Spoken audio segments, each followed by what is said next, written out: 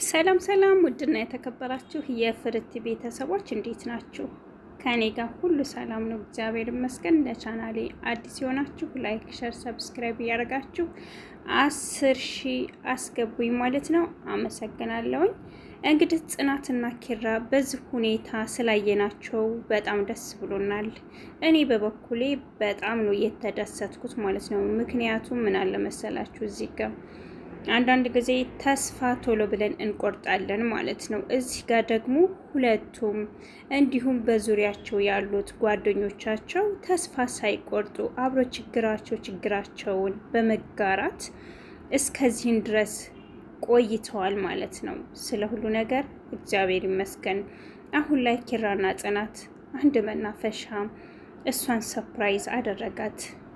ኔቶሎ እዚህ ቦታ ኔቶሎ እንደደረሽ ደውይልኝ እቀበልሻለሁ በማለት እሷም ደወለችለት። እሱም ተነስቶ ሄዶ አመጣት። በጣም ደስ የሚል ነገር ነው። እሷ ራሱ ባየችው ነገር በጣም ደነገጠች፣ ደመመች። ጭራሽ ሙዚቃ ሁሉ ዘፈነላት። እሷ ራሱ ኪራዬ እኔ እኮ በጣም ነው የምወድህ የኔ ውድ ባል፣ ሁሌም ከጎኔ ስለሆንክ አመሰግናለሁ። ደሞ እኮ ኪራዬ ድምፅህን በጣም ነው የምወድልክ ትለዋለች። እሱም አይ መስሎሽ ነው እንጂ ስለምትወጂኝ ነው እንጂ ድምፄ እንኳን ብዙም አይደለም እያለ ወይናቸውን እየተጎነጩ ሙዛቸውን እየተጎራረሱ ይገኛሉ ማለት ነው። በጣም ነው የሚያስቀና ፍቅር ያላቸው። እግዚአብሔር አምላክ ከክፉ ነገር ይጠብቃችሁ ማለት ነው። እንግዲህ እዚህ ጋር እንደምናየው ናቲ በጣም በጸጸት ሊያብድ ነው ያለው ማለት ነው። አሁንም ተነስቶ ቅዱሴ በጣም ይቅርታ ላጠፋሁት ነገር በድዬሃለሁ፣ አደራህን በልቻለሁ፣ መኪናህንም ከጥቅም ውጭ አድርጌያለሁ፣ ቅዱሴ በእናት ይቅርታ አድርግልኝ በማለት ትላንትም ዛሬም ሁልጊዜ ቅዱሴን ባየና አሜሪካን በነበረበት ሰዓት ስልክ በሚደውልበት ሰዓት ሁልጊዜ ይቅርታ ይጠይቀው ነበር። አሁን ላይ ደግሞ በአካል ማግኘቱ ተንበርክኮ ቅዱሴ በእናት ይቅርታ እያለው ይገኛል። ቅዱሴ ደግሞ እንደ መልካምነቱ እኔ በቃ አንተ አሁን ላይ እንደዚህ ሆነህ ባየሁ ስላየሁ በጣም ደስ ብሎኛል፣ ያለፈው ነገር አልፏል፣ በቃ ተወው ብሎ እሱንም አሁን እያበረታታው ይገኛልና እንሂድ እስኪ ዛሬ ቀናችንን ብሩክ እናድርግ፣ አብረን ሄደን እኔ ጋ ነው ዛሬ የምትውለው፣ ቁርስ መብላት አለብን በማለት አይ ቅዱስ እኔ ስራ ስላለብኝ ወደ ስራ ነው የሚሄደው፣ ግን በእናትህ ሙያን ቅመስልኝ፣ ምግብ ሰርቼ እኔ ላብላህ፣ የሚቀጥረኝ ሰው አጥቼ ነው እንጂ ሼፍ እኮ ነበር መሆን የምፈልገው በማለት ቅዱሴን ማሳቀው። ለማንኛውም ግባና እስኪ ኩሽናው እዚህ አይደለም ተንቀሳቀሽ በይ ወደ ኩሽና በማለት ቅዱሴን እያሾፈበት ይገኛል። ናቲም እሺ ብሎ ወደ ኪችን ገባ። እንግዲህ አብሮ ተያይዘው የስራ ቦታውን ለማየት ቅዱሴ ጎራ አለ።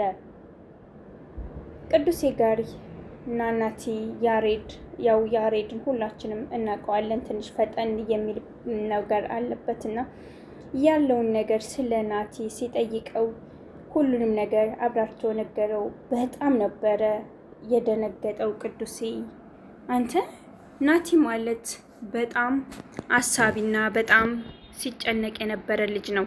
ስለ አንተም ሆነ ስለ ሊና በጣም ነበር ሁልጊዜ እየደጋገመ ሲናገር የነበረው። አይበላ አይጠጣ አፈዛ ደንድስ አለበት እያለ እሱ ራሱ ሲናገር ነበር። በጣም ነው የሚገርመው የሰው ልጅ እንደዚህ መለወጡ።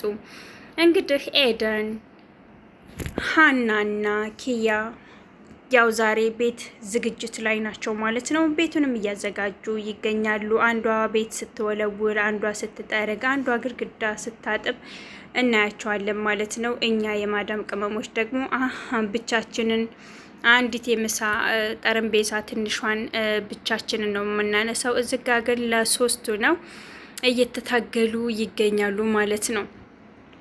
አይ አሁንስ እውነት ለመናገር ኢትዮጵያ መሆን አማረኝ ማለት ነው። እና እንግዲህ እዚህ ጋር ሁሉም ስለ ኪያ ያለፈ ህይወትሽ አልፏል፣ ስለዚህ አሁን ላይ ግን እንደ አዲስ ለምን አትጀምሪም በማለት ይጠይቋታል። እንዴት ብዬ ያሁኑን እንዴት ብያንን ነገር ሄኖክ ያደረገኝን እንዴት ረስቼ አሁን ወደ ዮሴፍ እጠጋለሁ በማለት ኪያም ተናገረች። እንግዲህ ናሆሜና ምሩ ለናሆሜ ሳትናገር ስራ ፍለጋ ስትሄድ እናያታለን። እና ሚጣንም ያው አሻንጉሊቷን በራዘሮ ማለት ነው። እኔ እንግዲህ የምሩ ልጅ እኔ ባይኔ አይቻ ስለማለቅ ለዛ ነው ጋይስ፣ በጣም ይቅርታ። ናሆሜ ኪችን ገብቶ ምሳ ሰራርቶ በቃ ዛሬ ሚስቴ ስትመጣ በጣም ነው ደስ የሚላት፣ የምትወደው ነገር ነው እየሰራሁላት በማለት እሷንም ሲጠብቃት ይገኛል ማለት ነው። እነሆ ምሩም መጣች። ናሆሜ በጣም ነው የምወደህ፣ በጣም ነው የማከብረህ፣ ለእኔ ብዙ ነገር ታደርግልኛለህ። ናሆሜ ግን በእናትህ አንድ ነገር ልንገረክ፣ ለምን እኔም አንተም ማማዬን እናቷ ቤት እያስቀመጥናት አያቷ ጋር እያስቀመጥናት ለምን እኔ ራሱ ስራ መጀመር እፈልጋለሁ በማለት ተናገረች። እሱም አይሆንም፣ ለምንድን ነው እንደዚህ የምትሆኝው? እኔ እንድትጨናነቂ አልፈልግም። ጧትም ማታም እሰራለሁ፣ አንቺ ብቻ ሚጣንና ራስሽን ጠብቂልኝ በማለት ተናገረች። እንግዲህ እዚህ ጋር እንደምናየው አማን ከዚህ በፊት የጋሽ በላይ ልጅ ሄሌና እዚህ ቤት ውሰደኝ ብላ ወስደዋት እንደነበር ሁላችንም እናስታውሳለን። እሱ በመልካምነት ያደረገው ነገር፣ እሷ ግን በክፉ በመጥፎ ነገር ነው ያደረገችው። ውሃ ጠማኝ ስጪኝ ሲላት ውሃ ስትሰጠው ራሱን ስትወደቀ በጣም ስታሰቃየው ነበር። አሁን ደግሞ ጆን መርማሪ መንገድ ላይ ሲያገኘው እንዲህ ለምንድን ነው የምትሮጠው በማለት ባከነኔ ከሰው እያመለጥኩ ነው በማለት ተናገረ። እንዴት ነው ከሰው ልታመልጥ የምትችለው ሲለው እንደዚህ ነበር፣ ግን አሁን ላይ ና እንሂድና ላሳይህ በማለት ወደ ቤት ይዞ ሲሄድ የቤት ውስጥ እሷ የለችም። እሷ ራሷን ስታ የወደቀች መስላ ተኝታ፣ ግን እሷ ተነስታለች። ቤት ውስጥ ያለው አንድ ወጣት ነበረ። ወጣቱም እንደ ማንኛውም ሰው ሰርቼ እበላለሁ በማለት ነበር እየገባው። ግን ሌላ ነው ነገሩ። እዚህ ጋ ያሬድ እንደምትመለከቱት መንትያዋን መስሎት እንዴ አሁን አይደል እንዴ ቤት አድርሽሽ የመጣሁት? እንዴት እንደዚህ ሊሆን ይችላል እንዴ? አሞሻል ነበር እንዴ ግርሽን? እንዴ እኔ እኮ ነኝ አይደል እንዴ ደግፌሽ ወደ ቤት ይዤሽ የሄድኩት? እንዴት አሁን ቁመሽ እንደዚህ ልትሮጪ ልትሄጂ ትችያለሽ? ነው እኔ ጋር እያሾፍሽብኝ ነው በማለት ሲናገራት ነበረ የመንትየዋ እህት። እሱ ራሱ ግራ ገብቶት በጣም ነበር ትኩር ብሎ ሲያያት የነበረው። እውነትም መንታ የሚገርም ነው። አይገርምም ግን የሰው ልጅ አፈጣጠር ሁለቱም አንድ አይነት ናቸው። ያሬድ በጣም የተገረመው ልብሳቸውም፣ ጫማቸውም፣ መልካቸውም ሁሉም ነገራቸው አንድ አይነት ነው።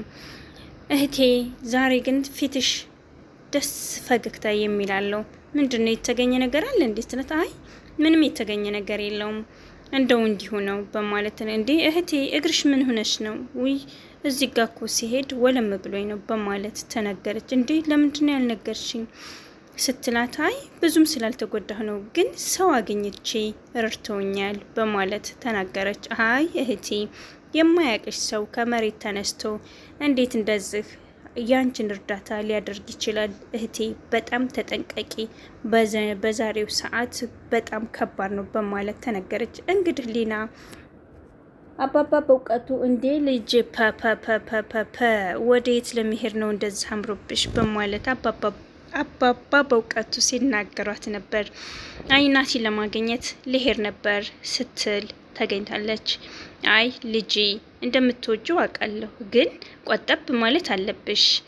አይ አባባ በእውቀቱ እና ሂጄ ላላገኘው ነው ስትል አይ መሄድ ትሄጃለሽ፣ ግን ቀስ በይ በማለት እሳቸውም ተናገሯት። ለራሷ ብለው ነው እንጂ ለማንም አልነበረም። እሺ ካልኩ እሺ በቃ ግን ደረስ ብዬ ልመለስ በማለት እሳቸውም እሺ እንግዲህ ልጄ እንዳልሽው በማለት እሳቸውም ፈቀዱላት። እሷም ወደ ስትሄድ ናቲን ቅዱሴንና ያሬድን አገኘቻቸው። እንዴ ቅዱሴ እዚህ ነህ እንዴ ስትል አዎ እዚህ ነኝ። አንቺ ምን ልትሰሪ መጥተሽ ነው? አይ እኔማ በቃ አንዱና ናቲን በዚህ እግር መንገዴን ሳልፍ ናቲን ሰላሙን በለው ብዬ ነው በማለት እሷም ተናገረች።